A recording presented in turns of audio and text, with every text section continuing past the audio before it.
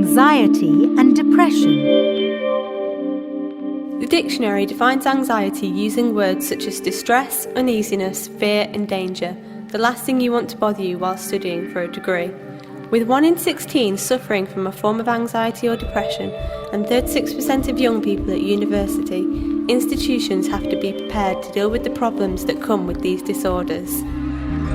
Just a huge sense of sadness that sometimes you don't feel as if you can escape it almost. Your lowest point, like when you're feeling really down, everything feels so much worse. Anxiety is a gut feeling of panic and fear, and inevitably that it gets you down because most of the time you don't know why it's there. Those sort of feelings for me, it's just if it's too much stress really.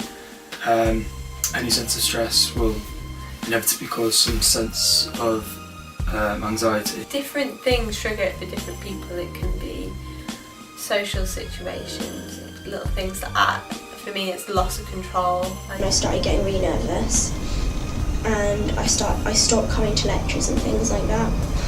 And I think that's when like my lecturers started realising and I started getting emails. And there's only so many excuses you can really make. When coping with these issues, use of uplifting techniques can be very useful. Breathing techniques and closing your eyes and just closing out everything else. Exercise, and that's something that I've been taught actually. I'm feeling really low. There's one thing that I have to try to find the motivation for, and that's to actually get out and do something.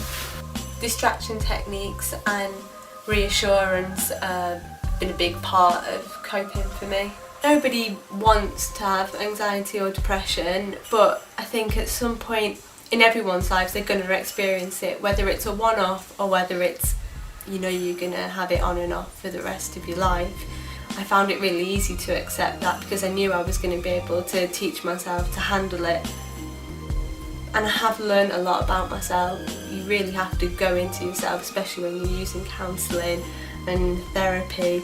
You have to find out where it's come from, and that's a really important part of it.